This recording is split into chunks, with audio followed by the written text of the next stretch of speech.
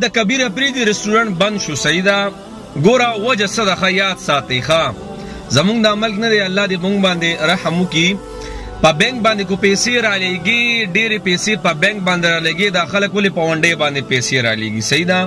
زما په خپله پیریډونو په امریکا کې ماله به پیسې راتلې د میاشتې 20-30 هزار روپۍ وي که نه سبق به مې وي د هغې به دومره انویسټیګیشن کېدو چې زه توري کړم توري ګوره یاد ساته د کبیر افریدي رستورانت بند شو سیدا د ټول نه مخکې کو چاینا مساله وغیره یا صفایي مپایي وغیره کنه سړی ولا چانس ورکړي ځکه یو مالدار سړی دی د دنیا مالدارانو سره خپل پیسې بند کړي مطلب لر اعظم خان خپل پیسې بند کړي او رستورانت په کولاو کو یو پیښور له یو خسته کولا ورکړه او بین الاقوامي خبره مشهور شوه دنه پکې 300 کسانو کار کو 300 کسانو کار نو زه خپل حکومت ته دا وایم یقین په الله کو مالدار سړي په پاکستان کې بیا پیسې بند یقین وکړه بس ته سخت پیریږي ځکه کو پیسې دی بند کړي نو انویسټیګیشن دی پلانې برازي او ډینګرې برازي او دا چلې او پیسې د کم نه راځي او څه دی وکړه او څه دی ونه کړه د الله بندګانو په انډیا کې مالدار خلکو له تحفظ ورکړي باقاعده سکیورټي ورکړي د سکیورټي او دله چې مالدار سړی پیسې ښکارږي یقین په الله وکا سکی ارسه بیا سیل کوي نو جناب کبیر افریدي چې کم دی دنیا پیسې بند کړي دنیا او دا دی اوټلې ولا کینس دغه ګوګن سیلی کورلا خلک وای په ونډیانو باندې پیسې را لېږي په ونډیانو پیسې را لېږي غیر قانوني جرم دی ولې بند را لېږي په بانک باندې لګي پیسې ټول نمک چې دنیا ټیکسونه کټ کوي صحیح ده بهر کې صحیح ده زه خو زما ملک د زین دا غي نه پس کو لګي پیسې سیوا شنو دومره انویسټیګیشن کوي دومره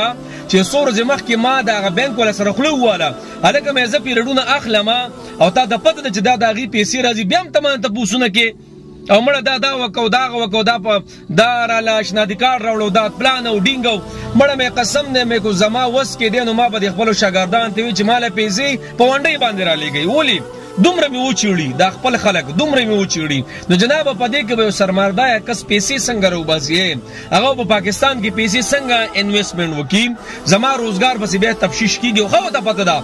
جناب د حکومت نه یو شی قسم دې کو د مرغې پرم دا وینوالی شي او دغه باوجود مونږ دومره وچیړي په لګو پیسو زما بس پیسې مړه 20-30 هزار روپۍ میاش راځي مثال کې تور پر ځم په بانک باندې به زما د مسلمانانو څومره پیسې راځي او دومره تاسو بیا کوي کنه قسم نه چې بیا خلک سګي بیا دوی مالار اختیار کی نو جناب او چې سرمایدار خلک ته کنه نو هغه به پیسې په پاکستان کې انویسټمنټ وکي په پاکستان کې به وی پیسې اچي ولی په پاکستان کې غټ روزګارونه روانه کبیر افریدي سره 300 کسانو کار کو 300 کورونه بند شو کنه او د زمانه پاکستان حکومت هم ډیر نر دی چې دا پیسې ولا ورکو تنخواګان ولا ورکی نو جناب زماده د پاکستان حکومت د خواست درخواست د الله بندګانو د سرمایدار خلک متنګوي ګنې پیسې بدنه بار یوسی متنګوي دا خلک بانکونو چې کوم پیسې راځي دا دومره متنګوي یو اکاونټ چې سازه قسم دې لکه د څلورو خزو چې نکاګانې کې هغه اساني او دا یو اکاونټ سازه ول ګران دی دا ولې مړه یو ځکه دا چلو کا بل ځکه دا چلو کا نو الله بندګانو الله دې مونږ ټول ماف کړي یقیني ډېر سخت به سور شوم یو خولای سازه کړي و یو بین الاقوامي سړی دی کبیر افریدي ایو بین الاقوامي پسته باندې یو ټل روان کړو دغه دې باندې کو ورلا هلکه بندوي ولا ولې چانس ولا ورکې زه غلطي به کی چانس ورلا ورکې وارننګ ولا ورکې جرمانه په ولا کوي دا چې باندې کې بس مړې یقین وکړه بس دې هغه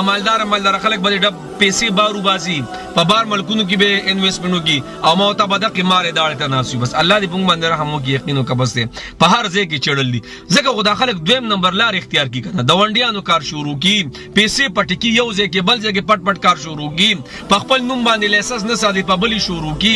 دنیا دندې ولا برابر کی دا ولې دا زموږ د خپل د کسان د وجنه مد الله بندګانو له گزاره کوي دا سرمایدار خلک ولې یاروي ولې تنګوي بس